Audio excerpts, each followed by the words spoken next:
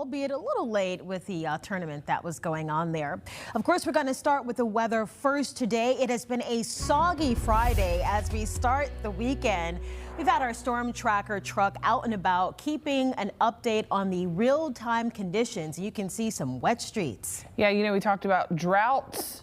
Feels like those days might be over and behind us, at least for a little while, Jason. Yeah, I think it's starting to end. This could be a drought-busting rain for us. Our rainfall deficit has gone from about a foot now down to about 9 inches for the year, and we may get another 2 to 4 inches of rain as we head into the weekend. And just for some perspective, this is in the Midtown area on Government Street. Yeah, we always have to watch Midtown. You know, the storm drains get clogged really easy, but the rain rate right now is on the moderate end, so it is a little bit more reasonable across the area. Here's what we're tracking. A lot of green and a few yellows out there. We did have a really strong to severe thunderstorm complex move through just north of Interstate 10 earlier this afternoon with warnings, but those have expired, and we are now just looking at rain. And this is just a broad shield of light to moderate rain that looks like it wants to set in for the evening here. It is working a little further to the south, and we'll have to keep an eye on the immediate beaches for some stronger storms. But right now, we're just talking about rain showers, and it's some much needed rain that's moving into the forecast area presently. So you can see right through there, we are getting a little bit of heavier returns coming on radar just south of I-10 here. Coming down a bit harder. We had some lightning strikes over West Mobile briefly, but now not seeing lightning, which is a sign that this is going to maintain the moderate intensity to the rain, where you see the yellows and the oranges. It may be coming down a little heavier. This is all moderate rain here, and really the whole area has an opportunity for a good soaking this evening. It's raining pretty much everywhere north of Highway 98 in Baldwin County. Checking out the rainfall over the last 2 days, we've seen some places up around 5 to 6 inches of rain, and you can see north Escambia, Santa Rosa counties up into Monroe County. Now we're starting to do some catching up further to the south. So all this is working out well to help mitigate the drought conditions. So the rain should move through the area as we head into the evening and into the late evening, and then it will begin to weaken and move off, especially after midnight tonight. Unfortunately, though, if you have outdoor plans, it looks like the rain comes back in a big way on Saturday, possibly even Saturday morning. So we'll keep you posted on this with your forecast here on Fox 10. All right, thank you, Jason. We've got some breaking news this afternoon. Governor Ivey has signed both special session bills. She says it's in anticipation of federal courts lifting an injunction currently on the state, which blocks the state from changing its maps until 2030. The bills would call for a special primary election in House District 1, 2, 6, and 7, and state Senate Districts 25 and 26 if that injunction is lifted. Alabama political correspondent Jessica Umbro joins us live from the State House, where protests stopped business in the House. Jessica, tell us what happened there.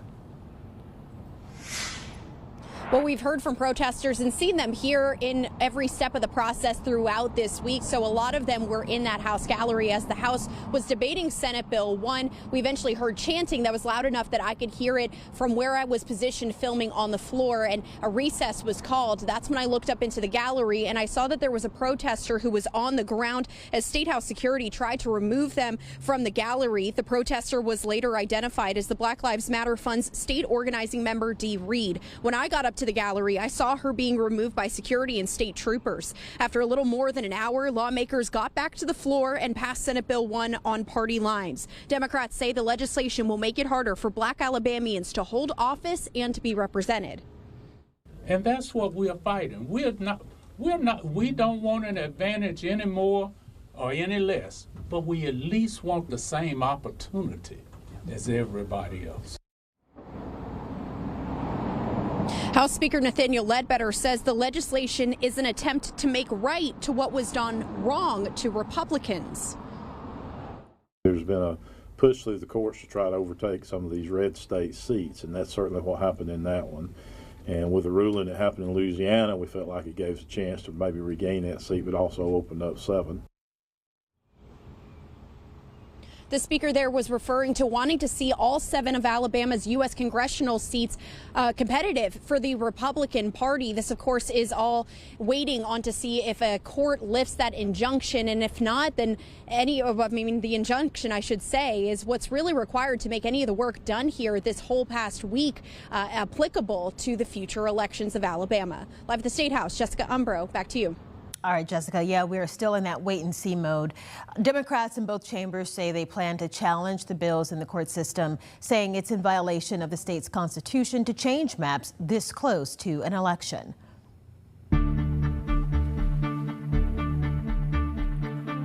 We've got your continuing coverage on the conflict with Iran now. The White House insists a ceasefire is still in place, even as the U.S. and Iran trade attacks in the Persian Gulf.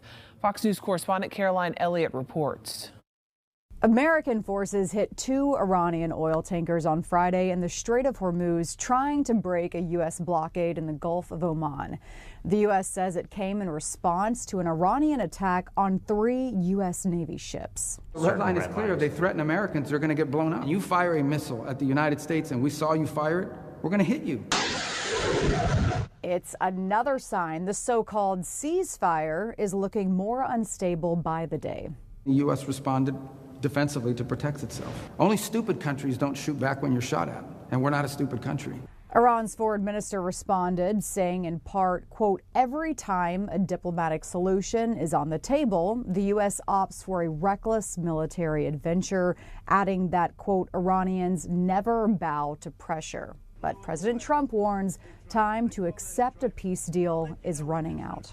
You won't have to know. If there's no ceasefire, you're not going to have to know. You're just going to have to look at one big glow coming out of Iran. And they better sign their agreement fast. And the U.S. proposal reportedly focuses on a full stop to Iran's nuclear program and reopening the Strait of Hormuz. And New York, Caroline Elliott, Fox News. Well, the Pentagon has launched a new website containing hundreds of files related to UAPs, or what many of us call UFOs. The videos released today are part of files compiled from several agencies, including the Office of National Intelligence, NASA, the Energy Department, and the FBI. A mix of newly declassified material and items already in public view. According to the Pentagon, the videos and documents are raw and largely unanalyzed material that was released on the president's order. We're going to be releasing a lot of things that we have, and I think some of it's going to be very interesting to people. People now know UAP are real, but what are UAP? Who are flying these machines? Who made these machines that can outpace, outmaneuver, and outperform our greatest war fighters? That's the question. Also in the files are references to unexplained phenomena from the Apollo 12 and 17 missions. The White House says the president is not trying to sway anyone's opinion on aliens or UFOs. Rather, he wants to provide as much information as possible so Americans can make up their own minds.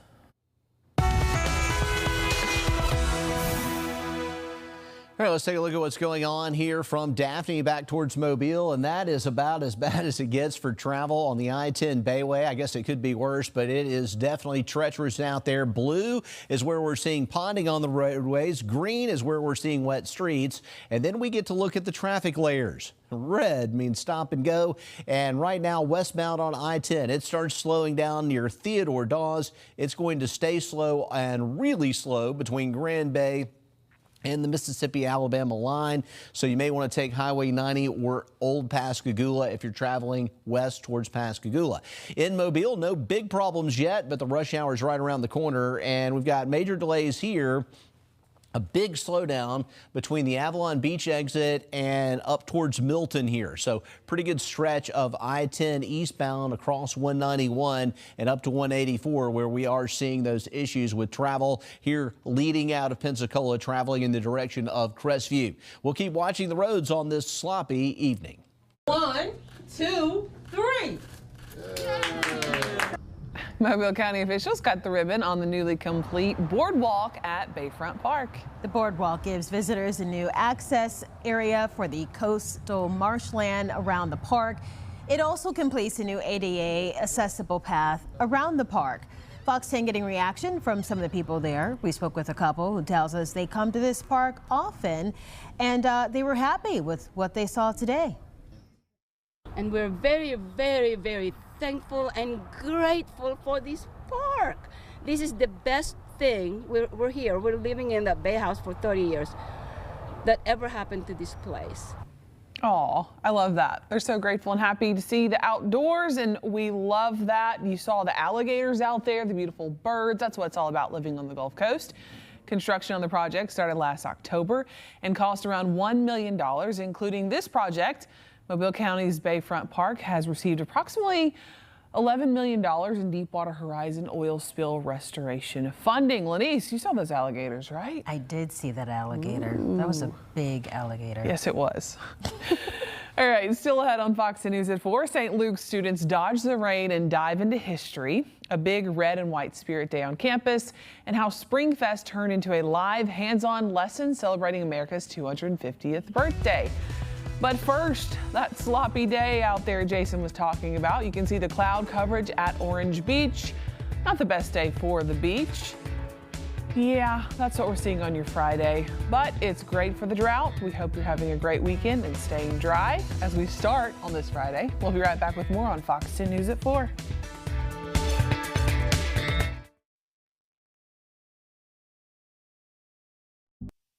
St. Luke's is kicking off its annual Spring Fest. Fox 10 Stephen Moody with how students, staff, and families are celebrating. Red team! We love Spring Fest! Students at St. Luke's Episcopal put their game faces on Friday morning for this year's Spring Fest. They competed in different games and showed true school spirit. But this event almost didn't happen thanks to the weather. We had it planned for last week and we had the rain, and as I watched Channel 10 all week, to hopefully the weather's going to hold out till lunchtime. So we're super excited to celebrate America's 250th birthday. The theme this year, as you just heard, was all about celebrating the 250th birthday of our country. And special guests from the Fort Condy Village helped to turn this campus into a 250-year trip through American history. And the students helped out as well. We just finished our wax museum with our 5th graders last week, and they were characters from the American Revolution. So that was one way to celebrate America's birthday. Some even did it in costume, and I asked a hard-hitting question of what makes this day so cool. All the fun and trying to win and competition. Stephen Moody, Fox 10 News.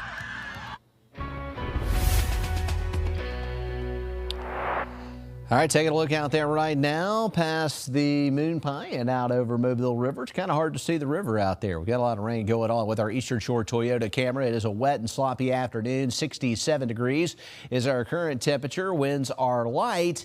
And here we go with the rainfall in the forecast area. And we've got the showers going on pretty much all across the Gulf Coast right now. It's sinking down towards the beaches. The severe threat's pretty much over. It was a low-end threat anyway, and we're just settling in on rain for what's likely going to be most of the evening for places like Mobile and Pensacola. We've already seen the rain getting going here in Mobile. It started with some lightning and thunder, but that's starting to drop out now. The showers are starting to develop further to the south. They're almost down to Dauphin Island, Gulf Shores, and Pensacola starting to see a few raindrops in town. And then we've got almost entire counties here covered in rain from top to bottom. Look at Washington County right now. No end to it. Greene County, George County. Eventually we'll get on this back edge of the precipitation, but it's all the way back around Hattiesburg. So it could be after dinner time before the rain starts to wind down in many areas. Light to moderate rain and much needed rainfall too in Mobile County. Where you see the yellows and the oranges, that's where it's coming down a little harder. A lot of us are seeing yellow and green, meaning moderate rain. We're not seeing super heavy downpours or high rainfall rates, but what we are getting is enough rain to make for very treacherous travel conditions. It is slick on the roads. So the weekend's here. How much rain are we talking about? Well, let's look at the forecast here, and we're thinking somewhere around 2 to 4 inches of rain across the heart of the forecast area will be expected between now and, say, early Monday. So it looks like we're going to see quite a bit of rain. Most of it's going to happen this evening and on Saturday, but we could also see some scattered storms on Sunday. And so the rain that's in place right now, the Futurecast shows it's still going to be in the area through 7 p.m. It should weaken considerably overnight and fizzle out, and then the rain will redevelop tomorrow morning. Look at Saturday morning. Unfortunately, we may see more showers and a few thunderstorms in the area on Saturday morning. By lunchtime, still some showers around, and then taking it forward into the evening hours, light to moderate rain still possible on our Saturday. There is optimism that Sunday may be a little bit better. It could at least start out drier, but showers are possible, especially later in the day. And we're currently still working on that timing. This forecast will continue to fine tune it. Right now, we're putting our rain odds at 80% on Saturday and at 60% on Sunday. We also added back in some rain chance on Monday. Now a scattered chance there because it's taking a little bit longer for the front to kick through.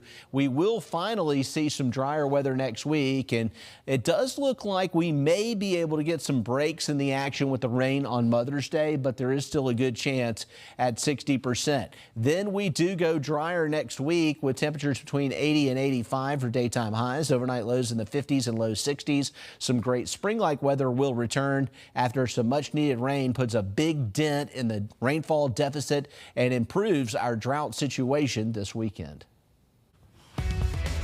After the break, the Golden Globes drawing a line on AI. We'll tell you what the new rules are allowing and restricting when using the tech in creative spaces.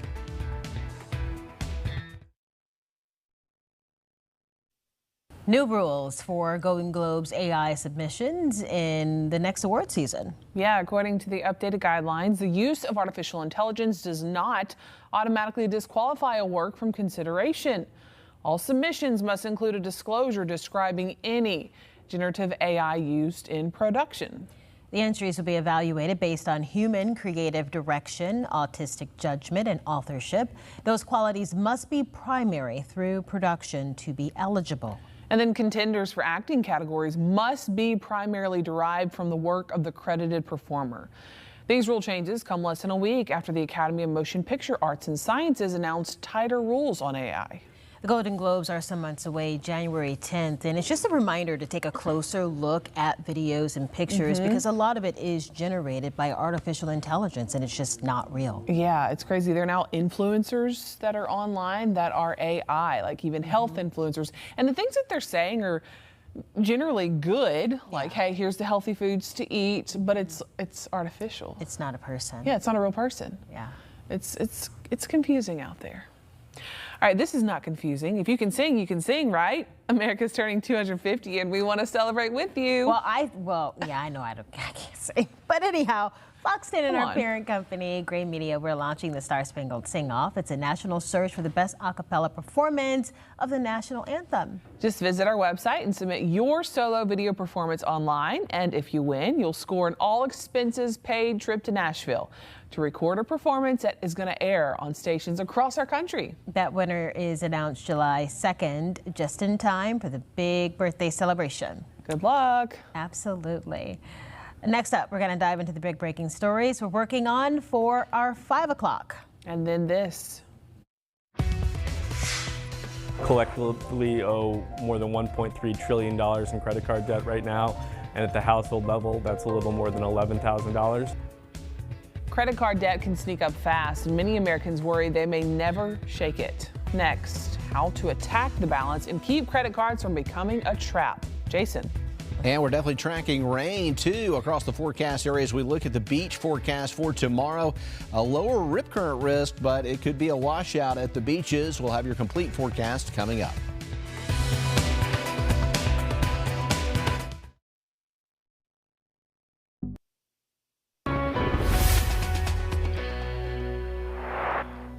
All right, looking out there right now with our downtown camera from the Admiral, sponsored by Eastern Shore Toyota. It is a rainy evening, and there's no sign of it letting up. This is what we're showing on our Fox 10 weather app. We've got a lot of rain on radar. This is a handy app to have. It's free, so if you have a smartphone, download the Fox 10 weather app, and you have access to that radar anytime, so you can get an idea of where the rain is and where it's going. We also have for you another free app for your TV, and this is a Fox 10 News Gulfstream app here. And on that, you can check the weather here as well throughout the weekend. We keep forecasts up here in our Storm Tracker section. We also have an area called Next Weather where we have different videos based on specific topics, and it's more of a long form type thing. We have a number of videos up about hurricane season right now as we're getting ready for the upcoming season.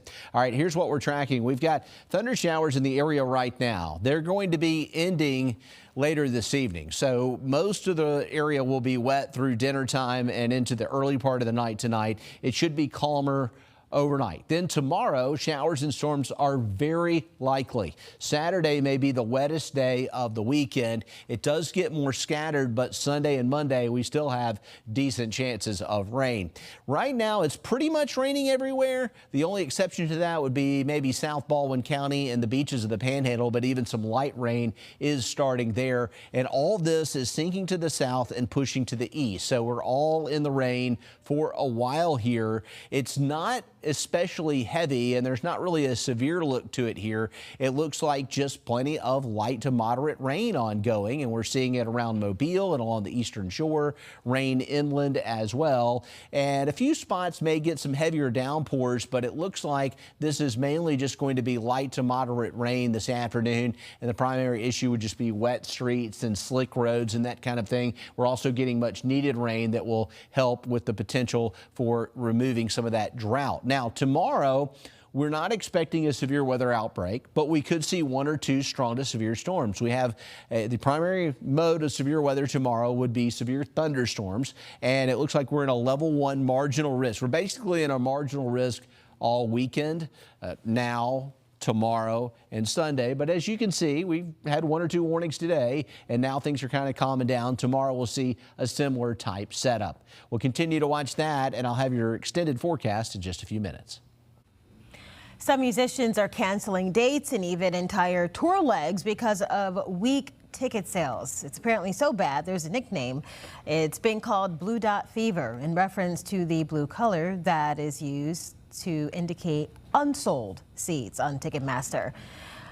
Post Malone, Meghan Trainor, Jelly Roll, these are some of the shows that have been canceled this year. If you've purchased a concert ticket recently or tried to get one, you know what the problem could be, how much they cost. The average ticket is up to $144. That is a significant increase from $115 last year, and sometimes it's more than that. It comes to the same problem when it comes to gas prices. That is also high and cutting into the profit margins.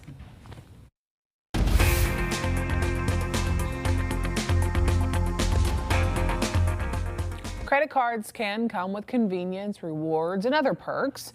But if balances start to grow, that debt can get hard to manage. In this Watching Your Wallet, consumer investigator Crease Jackman looks at how Americans are feeling about credit card debt and the steps one expert says might help.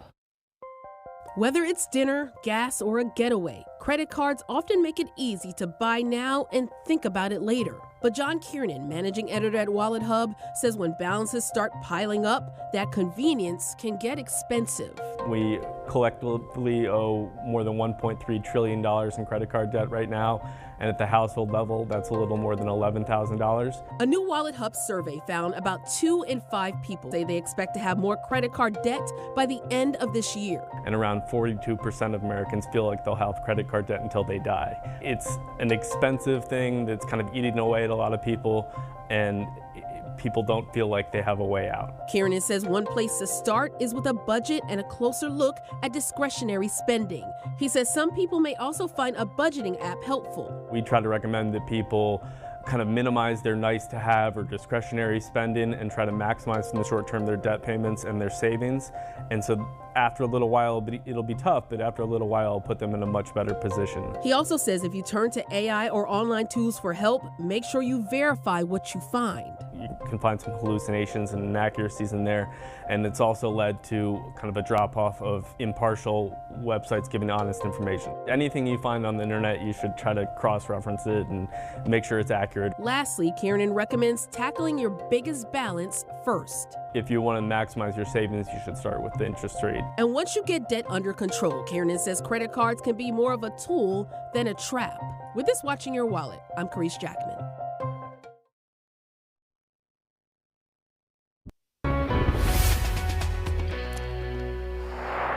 All right, let's check things out outside right now in downtown Mobile. This is what we're seeing pretty much everywhere.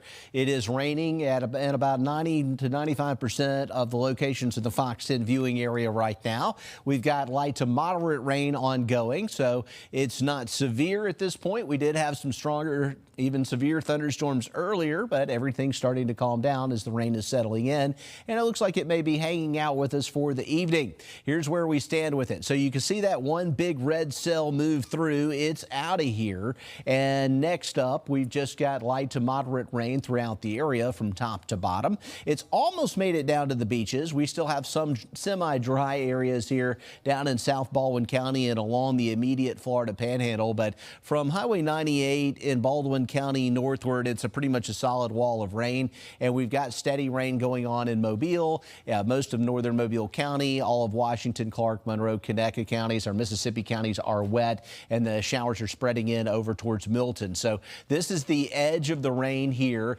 And because this is more of an embedded light rain situation with the occasional rumble of thunder, it doesn't look like the setup for severe weather for this evening. We think that most of that opportunity has passed for now. And the main thing will just be rain this weekend, but there will be a couple of strong storms mixed in. How much rain are we talking about? Well, generally 2 to 4 inches will be possible in the heart of the forecast area, which should reduce the rainfall deficit and improve the drought situation. Here's what the Futurecast is doing. It takes the rain through the area, and then by this evening around 10 or 11 o'clock, it will start to break up. But it comes back tomorrow morning, and the high res suggests it could be a stormy start to the day on our Saturday. You can always check in with meteorologist Hannah Fink tomorrow morning here on Fox 10 News. She's going to be tracking the rain in the area, and it looks like maybe 1 or 2 strong storms mixed in, showers through the end of the day on Saturday. Sunday may start out a little drier, but we think by Sunday afternoon, the rain chances will start ramping up again. So rounds of rain, multiple rounds of rain in the forecast for your Mother's Day weekend. 78 on Saturday, 83 on Sunday, Monday at 81 with scattered showers and a few thunder showers even on Monday. It should be drier next week. We'll check that 7-day on Fox 10 News at 5. Okay. The list of most popular names in the country is in. The data shared by the Social Security Administration released its 2025 baby names list, with Olivia and Liam remaining the most popular names in America for the 7th straight year. Wow. Charlotte rose to the number 2 spot in the girls' names, replacing Emma, while Eliana entered the top 10 and pushed Ava off the list completely. Okay. Researchers say the fastest rising name includes Kasai for boys, meaning fire, and Clarity with a K for girls. Okay. I know a baby who's going to be coming soon. We don't know the name, though. Nobody knows the name except 2 people. When I say we, 3. I mean me. Yeah. You know. 3 people know the baby's name, and that's Baker, and he's not going to tell you, and Zach. So I love that. Not even the brother. family. They think they do. They keep guessing. Okay. Yeah, well, I've been guessing. Shelby's like, no. So we will have to see. But I'm surprised. I actually know somebody that just named their kid Charlotte. No. And I'm surprised Liam and Olivia are still the top 2, though. We'll be back.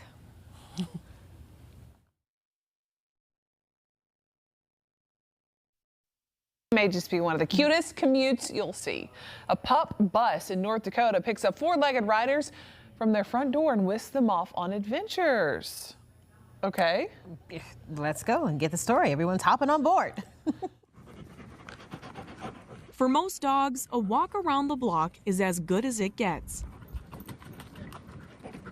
But here in West Fargo, these pups have their very own bus pass. Should we go on the bus? From front step pickup to dog park drop-off, these passengers have full-on field trips. we pick them up, we bring them to the dog park, and then we go to a lot of the parks in town, and there are a lot of dog-friendly trails, so we walk them with the dogs. They pick their seat, buckle up, and the canine adventure begins. I always thought the best part would be, in the dog park playing with them and stuff, but it's just so fun to watch them. They love just hanging their head out and just, they love the wind in the face. The pup bus is a tribute to Brenda and her husband's dogs. They say every mile the bus travels and every dog who hops aboard Up here. honors their long legacy of dog loving. I mean, just a perfect job for us because we just love dogs so much and we love the outdoors, so it's been really fun. And after a long day of play, snacks are always on board. The good life on wheels. With fresh air, new friends, and a front row seat to adventure. Reporting in Fargo, Anna Ballweber, Valley News Live.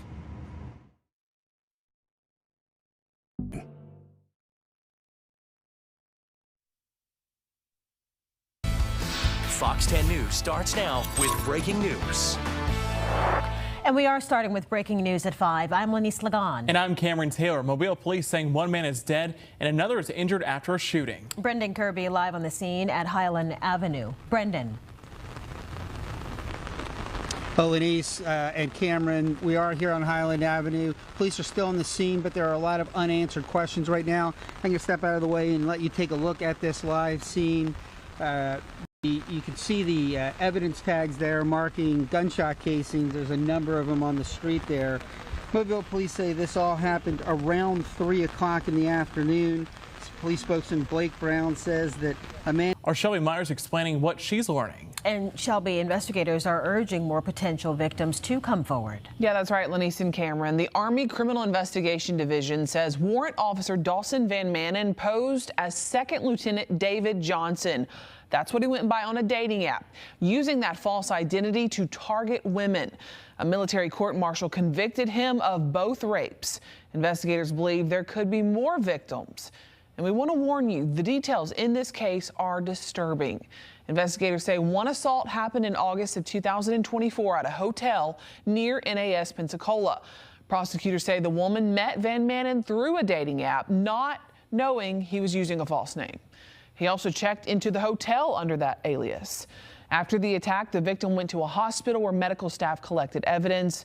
A nurse testifying the victim's injuries were the worst she had seen in her career. A second woman then reported a separate rape that investigators say happened in 2023 near Fort Rucker, what is now known as Fort Novosel, where Van Manen was based. Prosecutors described that assault as violent. The victim was bound, her mouth duct taped shut, and the assault was recorded by Van Manen. While under investigation for both rapes, authorities say Van Manen violated orders by leaving post to meet yet another woman.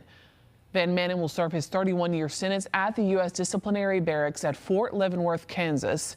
He was dishonorably discharged from the Army and will be required to register as a sex offender upon release. Now, if you have any information about this case, you can contact the Army CID through the agency's tip line. I'm going to have that posted on our website, fox10tv.com. In the studio tonight, Shelby Myers, Fox 10 News.